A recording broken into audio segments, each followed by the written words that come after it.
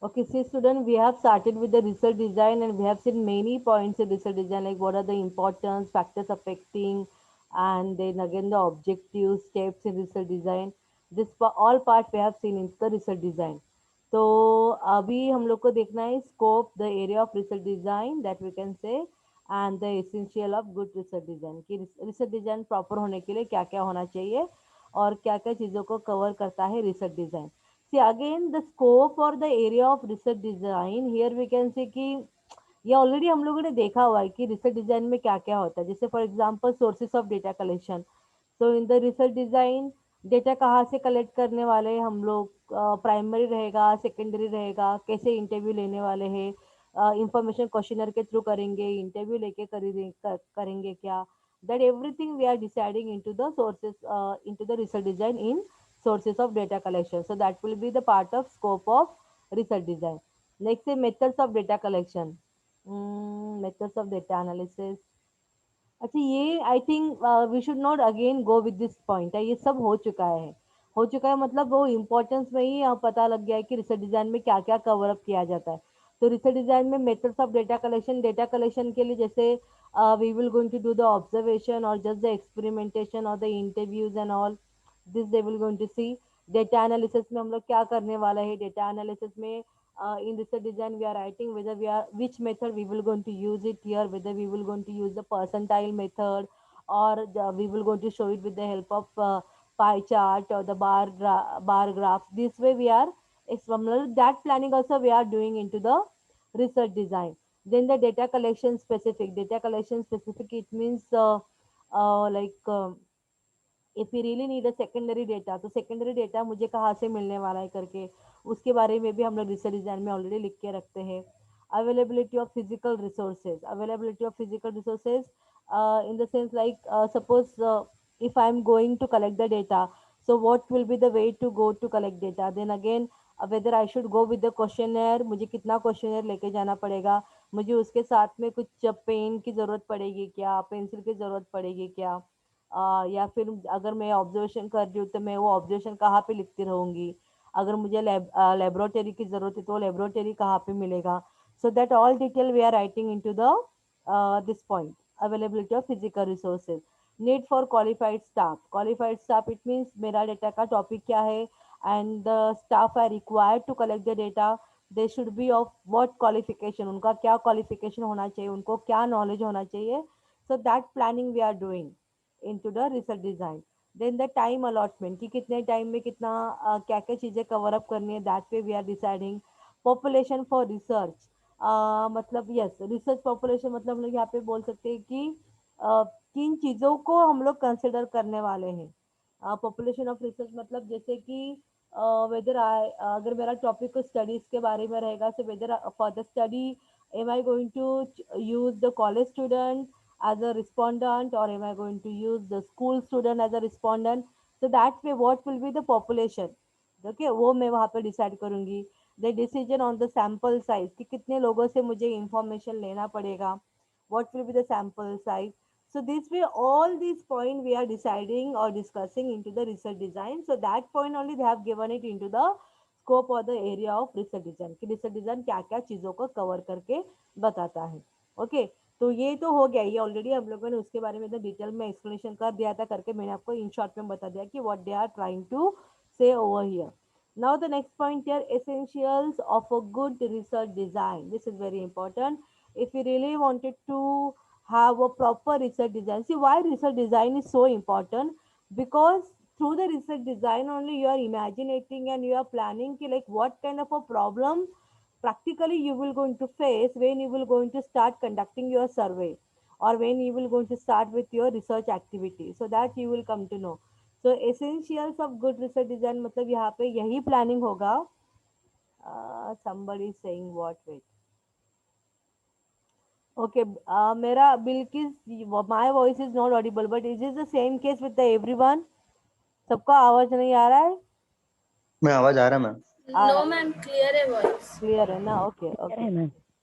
ठीक है. See, I think Bilkis, there could be some internet issue in your home. Just check it out. Okay.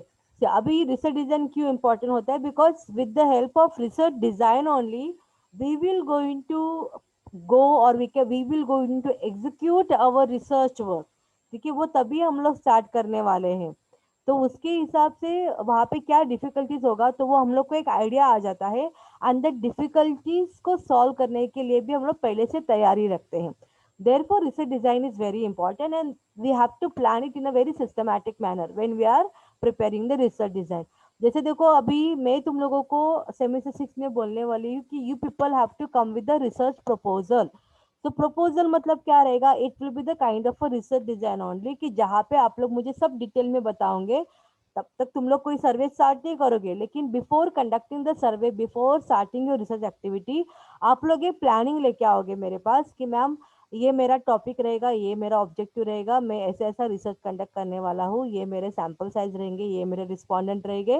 Data collection के बाद में मैं इस फॉर्मेट में डेटा एनालिसिस करने वाला हूँ, और उसके बाद में मैं ऐसा रिपोर्ट बनाने वाला हूँ। सो इसके लिए इतना टाइम लगेगा और मेरे हिसाब से शायद इतना खर्चा आएगा, तो मेरा 2 महीने में कैसे कंप्लीट हो जाएगा। सो that way you will be coming out with the planning. Okay, so that is called the research design. तो इसके लिए रिसर्च डिजाइन प्रॉपरली फ्रेम करना बहुत जरूरी होता है। तो फर्स्ट दे हैव गिवन ये simplicity. Simplicity it means what here, simplicity मतलब जो भी तुम लोग एक्सप्लेन कर रहे हो ना, जो भी वहाँ पे लिख के दे रहे हो ना, that should be in a very simple manner. ऐसा बिल्कुल नहीं कि बहुत मतलब ज़्यादा एकदम हाई फाई इंग्लिश लिखोगे तो आपका रिसर्च डिज़ाइन बहुत अच्छा दिखेगा, वो सब की ज़रूरत नहीं पड़ती है। It should B easily understand by the other people। मतलब अगर suppose if I'm not see I'm your teacher, so definitely whatever way you will be writing that I will come to know। लेकिन अगर जैसे आपकी sister है, आपके आपका भाई है, या आपके कोई फ्रेंड है, जिनको रिसर्च के बारे में कुछ नॉलेज नहीं है, लेकिन आप उनको वहाँ पे बताना चाह रहे हो कि मैं ऐसा ऐसा एक्टिविटी करने वाला हूँ, तो उनके लिए वो इजीली अंडरस्टैंडेबल होना चाहिए करके। So that way your research should be written in a very simple language, and it should be in a very simple manner that it can be easily understand by the other people, those who are not having the research background also। Then the flexibility, flexibility मतलब क्या होना चाहिए, sometimes what happen, जो हम लोग plan करते हैं वैसा प्लानिंग के हिसाब से नहीं होता है। ठीक है, तो रिसर्च डिजाइन में मैंने प्लान किया कि नहीं मुझे ना एरिया, हर एक एरिया में जाके सबके घर पे जाके मुझे उनका इंटरव्यू लेना है करके। तो इंटरव्यू लेना है, लेकिन आपका जो रिस्पोंडेंट रहेंगे वो ऐसे लोग रहेंगे कि they are going on a job, और उनका टाइमिंग फिक्स नहीं है घर पे आने का।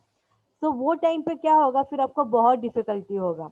तो आपको फ्लेक्सिबल रहना है, मतलब क्या रहना है, तो बस उनके घर पे ही जाके इंटरव्यू लेना है, you should not go with that point.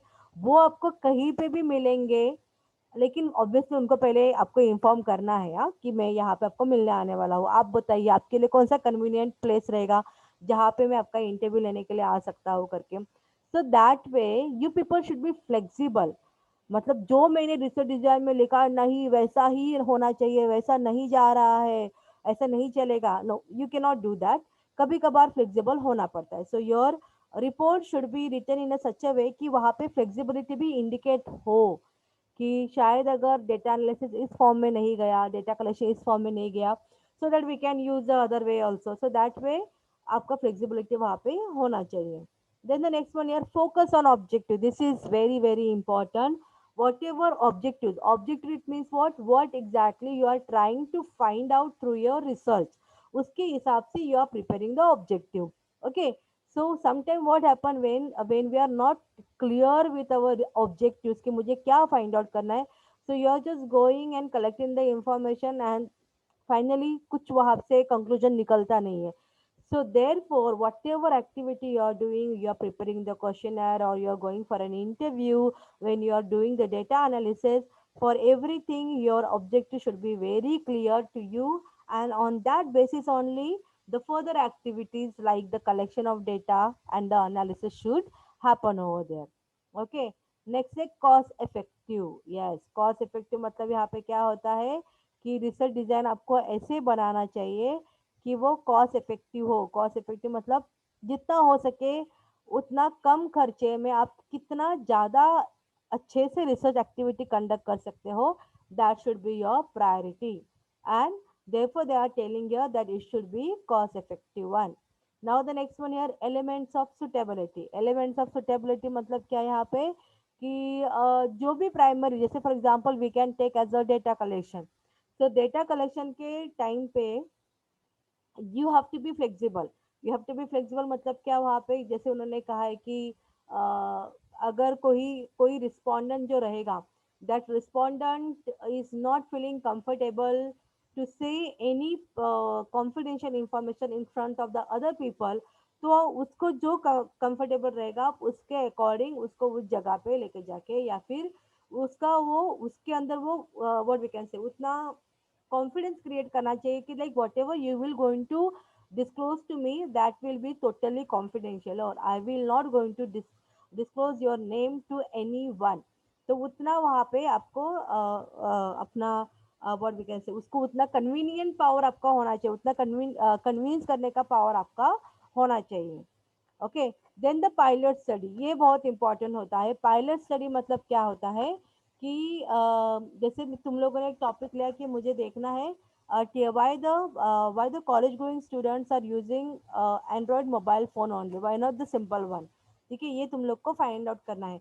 तो पायलट स्टडी में आप क्या करोगे, आपने रिसर्च डिजाइन में डिसाइड किया कि मुझे 300 लोगों का, 300 स्टूडेंट का मैं इंफॉर्मेशन लेने वाला हूँ, लेकिन before started taking the 300 student interview, उससे पहले आपको क्या करना पड़ेगा कि वही सेम टॉपिक के ऊपर आपको कम से कम 10 या 20 स्टूडेंट का एक इंटरव्यू कंडक्ट करना पड़ेगा।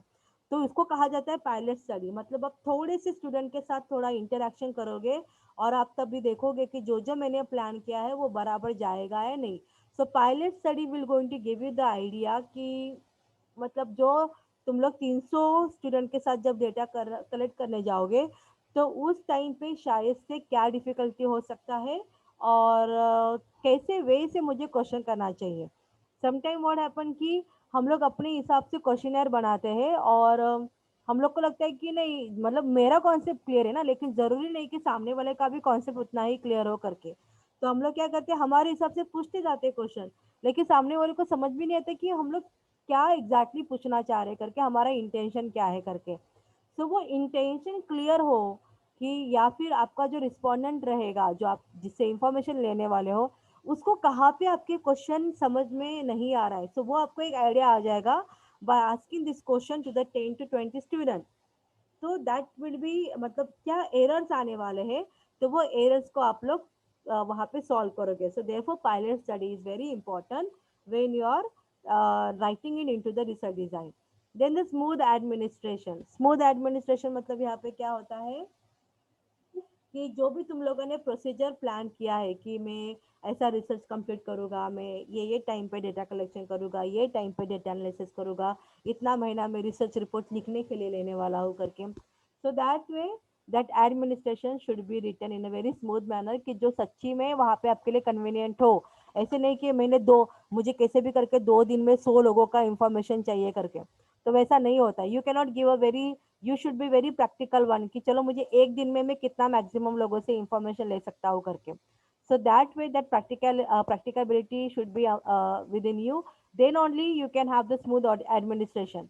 जस्ट मतलब लिखने के लिए, तो प्लान करने के लिए तो हम लोग बहुत ज़्यादा प्लान कर सकते हैं, लेकिन एक्चुअल में उस वो प्लानिंग के हिसाब से जाने के लिए it will going to take a time. Okay, now the next one here, systematic approach to research design. Systematic approach to research design मतलब सबसे पहले आपका खुद का वो इंटेंसिटी होना चाहिए कि जब मैं प्रिपरेशन करूँगा, जब मैं रिसर्च प्रपोजल बनाऊंगा या फिर रिसर्च डिज़ाइन बनाऊंगा, तो वो बहुत सिस्टमेटिक होना चाहिए। नहीं, मैम ने बोला है करके चलो एक हफ्ते में कैसे भी करके लास्ट डेट के पहले देना है, तो कुछ भी लिखो और दे दिया।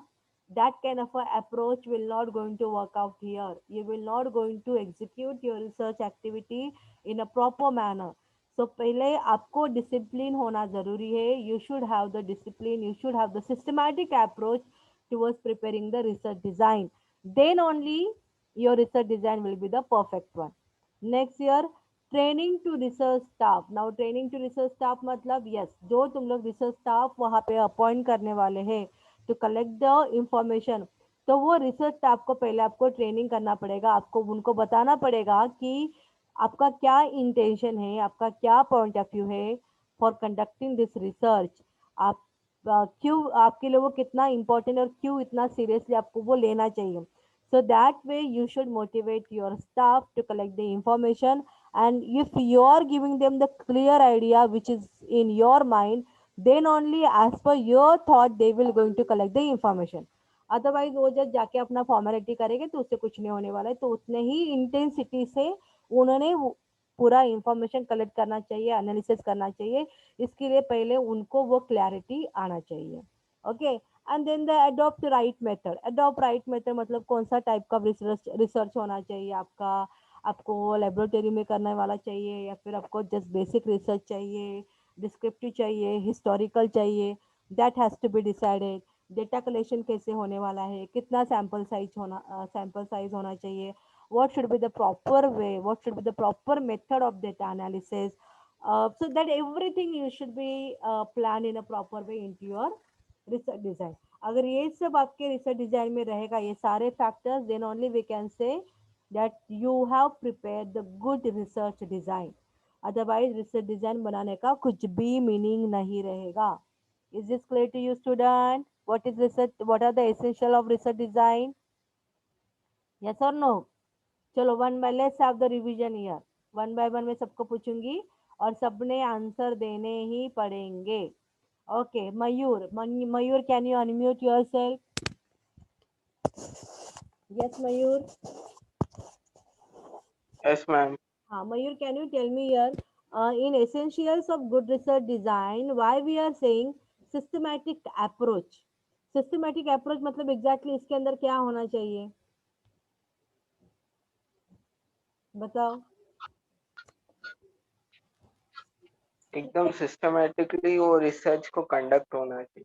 हाँ It should be conducted. बोलो बोलो बोलो. It should be conducted by proper research, by proper steps to be followed, how to do, what to do, the next. Very There good. should be a plan, a grounded plan to construct how the builder start to construct. He makes the foundation good, then makes the upper side stronger. Okay मतलब यहाँ पे जो भी तुम लोग plan करोगे वो systematically plan होना चाहिए. That it should be very clearly mention that how it will going to happen, what method will going to take and this thing. Okay. Very good. Now next thing here, Neha. Neha, can you tell me the point training to research staff, ये क्यों जरूरी है? Training to research staff. Yes Neha, unmute करो और मुझे बताओ कि एक रिसर्च स्टाफ को ट्रेनिंग देना क्यों जरूरी है रिसर्च डिजाइन करते वक्त. हेलो. हेलो मैम, मैं बोल हाँ सकती हूँ क्या? नहीं, हाँ आशा. ओके आशा, टेल मी. प्रॉपरली काम करने के लिए. प्रॉपरली काम करने के लिए, लेकिन उनको वो तो प्रॉपरली काम करेंगे, लेकिन एक रिसर्चर के पॉइंट ऑफ व्यू से रिसर्च स्टाफ क्यों इम्पोर्टेंट है इतना?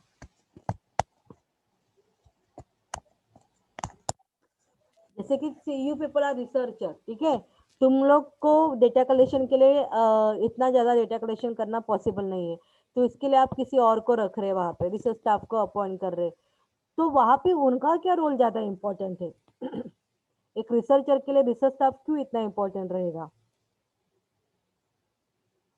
बिकॉज रिसर्चर को जो उसका पॉइंट ऑफ व्यू है, उसके पॉइंट ऑफ व्यू के हिसाब से ही, उस इंटेंसिटी के हिसाब से ही डेटा कलेक्शन होना चाहिए, काम होना चाहिए करके ये उसका इंटेंशन रहता है. करके उसको रिसर्च स्टाफ को ट्रेनिंग देना पड़ता है कि what exactly his point of view and how to proceed with the research activity.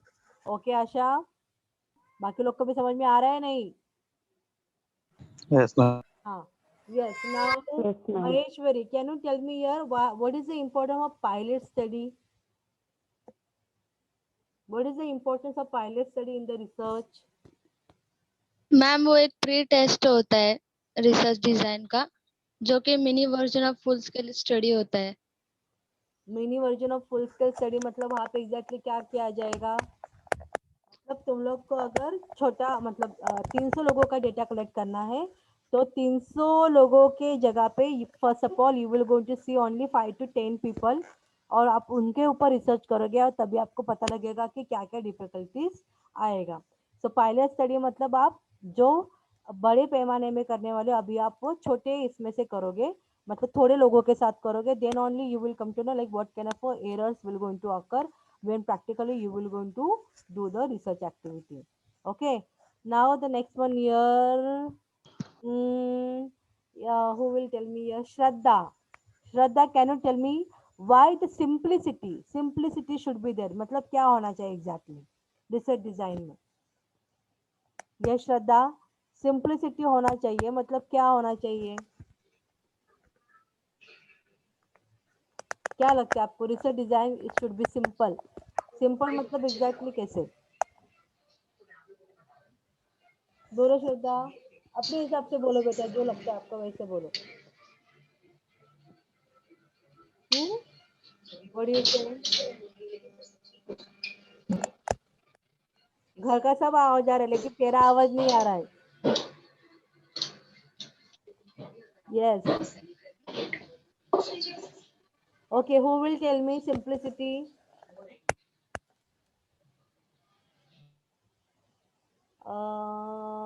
Let's yes, Masuma, can you tell me? Yes ma'am. Masuma, what do you mean by the simplicity in the research design? क्या होना चाहिए वहाँ पे? Ma'am उसमें जो अपन interview के लिए जो क्वेश्चंस पूछते हैं तो वो सामने वाले को भी समझ में आना चाहिए कि वो एग्जैक्टली क्या बोल रहा है. हाँ, मतलब वहाँ पे लैंग्वेज एकदम सिंपल होना चाहिए कि जो सबको समझ में. सिंपल होना चाहिए. Yes, very good, very nice, good one. Now the next one here, who will tell me? Let me check. Mudassir तो कभी नहीं माइक ऑन करता. Mudassir, can you? Yes Mudassir. ये लोग को है ना, मैं बराबर मार्क्स देने वाले इंटरनल में, तुम लोग देखते रहो अभी कैसे इंटरनल में मार्क्स मिलते करके. यू आर नॉट रिस्पॉन्डिंग ना. जो लोग नहीं रिस्पॉन्ड करेंगे उनको मैं बराबर देखने वाले, अभी कम मार्क्स मिलने वाले उनको. Yes Priya, can you unmute? Yes Priya good. Priya, okay, Priya को भी अनम्यूट नहीं करना है, प्रिया को भी कम मार्क्स देंगे. रेशमा आयु, देखिए रेशमा को अभी वो अभी यही टाइम पे आई है तो आई डोंट नो उसको रिसर्च डिजाइन कितना क्लियर रहेगा करके. Yes Manoj, can you? Yes ma'am. हाँ Manoj, what is that mean here focus on objective? Research design में फोकस ऑन ऑब्जेक्टिव क्यों होना चाहिए? मैं जो भी मतलब हम लोग रिसर्च करते हैं उसमें मतलब प्रॉपर फोकस होना चाहिए. Focus on what? मतलब जो हाँ, मैं जो भी मतलब हम लोग एनालाइज डेटा कलेक्ट करेंगे तो मतलब सही रहना चाहिए, मतलब सही प्रॉपर में होना चाहिए. पहले मुझे और ये क्या होता बताओ कि ऑब्जेक्टिव मतलब क्या होता है? ऑब्जेक्टिव का रोल क्या रहता है रिसर्च में? Can anyone tell me here what is the role of objective? Objective में हम लोग क्या डिसाइड करते हैं? हम लोग को ऑब्जेक्टिव बनाते हैं ना रिसर्च करने से पहले, तो ऑब्जेक्टिव में हम लोग क्या दिखाना चाहते हैं? वहां पे क्या इंडिकेशन देता है ऑब्जेक्टिव? देखो किसी भी रिसर्च में ऑब्जेक्टिव है ना, वो ये इंडिकेट करता है कि हम क्या फाइंड आउट करना चाह रहे हैं. ओके, मतलब हम लोग लिखते हैं to study the socio economic status of the people, to study the people awareness about this particular topic, to study, to give them the certain suggestion and the recommendation to improve the situation. तो ये हम लोग objective लिखते हैं. So what is that objective here?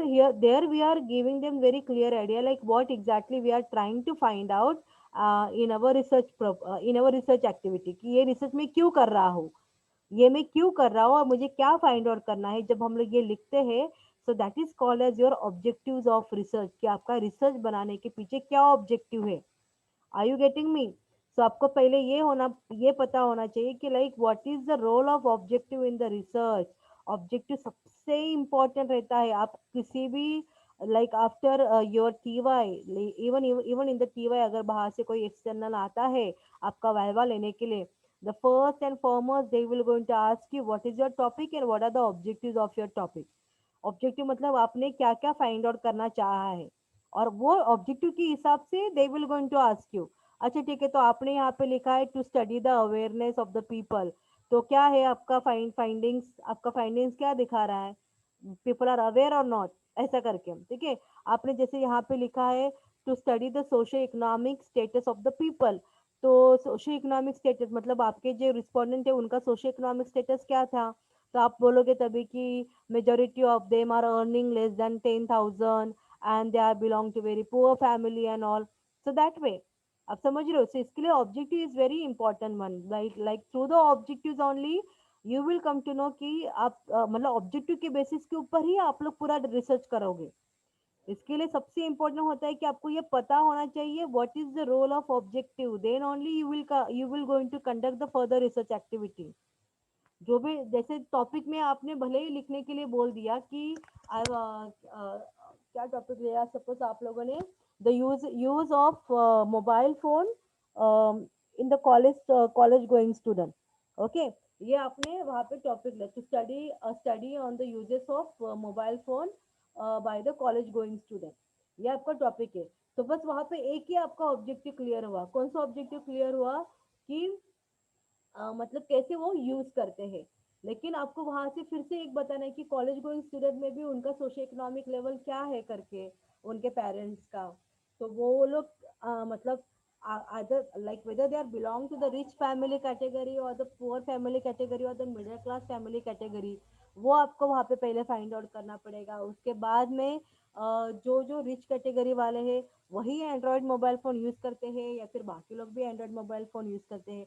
So college going student में आपने जैसे लिया कि जस्ट मैं डिग्री कॉलेज को ही लेने वाला हूँ करके, सो डिग्री कॉलेज में how they are using it मतलब ये स्पेसिफाई हो जाता है। So with the help of topic only you are giving the one objective, लेकिन एक ऑब्जेक्टिव से काम नहीं चलता है, हम लोग को 2-3 ऑब्जेक्टिव भी वहाँ पे देने पड़ते हैं।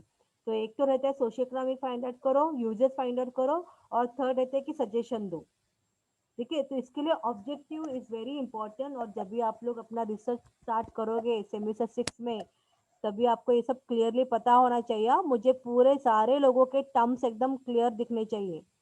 मुझे अगर कोई बोलेगा ना मैम ये सैंपल क्या होता है, सो वो सब नहीं चलेगा। You should know the meaning of sample in the research. ये सैंपल मतलब ये हम लोग जो बोलते हैं ना मजाक में, अरे ये कितना सैंपल है करके, कैसा बिहेव करता है, सो वो वाला सैंपल नहीं है ये वाला। ये सैंपल मतलब क्या रहेगा, that what what kind of a people you are choosing to collect the information, वो कैटेगरी वहाँ पे डिसाइड होता है करके। तो सैंपल का मीनिंग क्या है, तो आपको टपोरी लैंग्वेज वाला सैंपल आप लोग नहीं लोगे, यहाँ पे सैंपल का मीनिंग आपको रिसर्च के पॉइंट ऑफ व्यू से ही पता होना चाहिए। डेटा मतलब क्या है, तो यहाँ पे कोई कंप्यूटर डेटा नहीं चाहिए हम लोगों को, we need to have the information. तो डेटा मतलब हेलो यहाँ मैम, पे रिसर्च इंफॉर्मेशन होना चाहिए। हाँ बोलो। ऑनलाइन रहेगा तो भी रिसर्च करना पड़ेगा क्या ma'am? Research yes report yes तैयार करना यस, पड़ेगा? सब कुछ करना पड़ेगा। ऑनलाइन रहेगा तभी भी रिसर्च प्रोजेक्ट बनाना पड़ेगा, तभी भी आपका वाइवा होगा, बाहर से लोग आएंगे, ये सब कंडक्ट होता है, ओके। एंड ये जो प्रोजेक्ट है ये आपको 100 मार्क्स के लिए रहता है।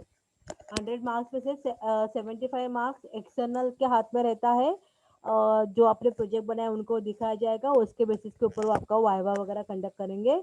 और 25 मार्क्स इंटरनल जो फैकल्टी रहेगा उसके हाथ में रहेगा। सो इंटरनल फैकल्टी आपका वाइवा भी कंडक्ट करेगा और आपका प्रोजेक्ट भी बनाने में हेल्प करेगा आपको, ठीक है। So this way this activity will going to have there, तो थोड़ा ध्यान देना है आप लोगों को, और सारे टर्म्स क्लियर होने चाहिए। तो सबसे इम्पोर्टेंट होता है ऑब्जेक्टिव, और आप लोग को वही नहीं बोलने आया कि ऑब्जेक्टिव ऑफ द रिसर्च में क्या आता है करके, किसी ने भी नहीं बराबर बताया कि ऑब्जेक्टिव मतलब क्या। ऑब्जेक्टिव नहीं आएंगे तो कुछ नहीं आएगा, रिसर्च मतलब फेल है आपका, फिर रिसर्च में कोई मीनिंग नहीं है आपके। Able to understand the importance of it और not? Yes ma'am. Yes okay, ma'am. All of you, not only Manoj, सबके लिए है, ठीक है। So these are all the essential of good research design, and then later on I will going to start with the sample। आपको मैं sampling पढ़ाना start करूँगी, और ये सैम्पलिंग बहुत इंपॉर्टेंट होता है। यहाँ सैम्पलिंग आपको एकदम ठीक से ये कॉन्सेप्ट आपको आना चाहिए, क्योंकि आप लोग इसके बारे में मुझे पूरा डिटेलिंग आपको लिटरली आधा एक पेज इसके ऊपर लिखना पड़ेगा आपके प्रोजेक्ट में, कि सैंपल कौन है, सैंपल साइज क्या है, कौन सा टाइप ऑफ सैम्पलिंग आप लोग यूज़ किया है लोगों को सिलेक्ट करने के लिए करके, दैट एवरीथिंग। और इसके ऊपर बहुत सारे एमसीक्यूज आते हैं सैम्पलिंग के ऊपर भी। So sampling will be your last point of this of your first unit. First unit बहुत बड़ा था और आपके रिसर्च के सारे यूनिट्स बहुत बड़े हैं। हाँ, तो थोड़ा पढ़ाई करना स्टार्ट करो, रीडिंग करना स्टार्ट करो। क्या? यस और no? Yes, ma'am. Yes, ma'am. Yes. Yes, ma'am. Okay, after completing this part, I will going to give you the assignment. मैं आप लोगों के लिए असाइनमेंट दूंगी और असाइनमेंट में लिखने का काम देने वाली हूँ और असाइनमेंट आपको गूगल क्लासरूम में सबमिट करना पड़ेगा। Okay, and the students who are not submitting the assignment, उनके लिए पनिशमेंट रहेगा and punishment will be in such a way because it has been told by the management of our college that if the students are not submitting the assignment as it is going on totally online, so we need to see that they have to write something. ऐसा नहीं होना चाहिए कि बस आप लिखते जा रहे हो और कुछ भी स्पेलिंग नहीं आ रहा है और जब टीवाई के बाद में, टीवाई तो वैसे पास कर दोगे ऑनलाइन ऑनलाइन करके करके, और टीवाई के बाद में ऑफिस में चले जाओगे, वहां पे किसी ने बोला कुछ लिख के दे दो, एक स्पेलिंग नहीं आएगा तुम लोगों को। तो इसके लिए रिटर्न एक्टिविटीज भी होनी ही चाहिए कैसे भी करके। Okay, so we will going to give you the assignment. Assignment आपको कंप्लीट करना है। अगर असाइनमेंट नहीं कंप्लीट करोगे तो पनिशमेंट आपको क्या रहेगा, that I will going to declare on that time only. Okay, and और कुछ वैसे डिस्कस करना नहीं तुम लोगों के साथ, बस सैम्पलिंग हम लोग स्टार्ट करेंगे। सी, ये जो मैंने पीडीएफ है, this PDF I have already given to you in your Google classroom, so if possible please go through it और सैम्पलिंग के बारे में थोड़ा सा स्टडी करो कि क्या exactly sampling is trying to say here. Okay, थोड़ा रीड करके आओगे, मैं पूछूंगी यार नेक्स्ट टाइम पे। तुम लोग थोड़ा पढ़ाई करना स्टार्ट करो, अभी बहुत हो गया तुम लोग का आराम करना, पूरा 2 साल हो गया आराम करते करते। इतना इतना आराम लेना मुझे अभी तुम लोग का मतलब वो खुशी देखी नहीं जा रही है मुझे। ठीक है, इसके लिए थोड़ा कम आराम करो, अभी पढ़ाई करना थोड़ा ज्यादा करो, टीवाई के सीजन हो चुके हैं तुम लोग। व्हाट यू ऑल से, यस और no? Yes, Yes, ma'am. ma'am. Yes, ma'am. मतलब तुम लोगों ने सबने एग्री किया कि तुम लोग सच्ची में आलसी हो गए, बहुत आराम कर रहे हो। ओके, थैंक यू, मतलब मेरा प्रेडिक्शन सही बताने के लिए। ओके ओके ओके, चलेगा। ओके, मेरा नाम पोहेकर क्यों है गूगल क्लासरूम में, वो एक्चुअली मेरे मैके का नाम है इसके लिए। इस माय माय लाइक वो साइड का नाम मेरा करिश्मा पोहेकर है। ओके, तो अभी तुम लोग को भूख लगी रहेगी तो चुपचाप से खा, नाश्ता वास्ता कर लो, पोहा वगैरह खा लो। ओके, चलो।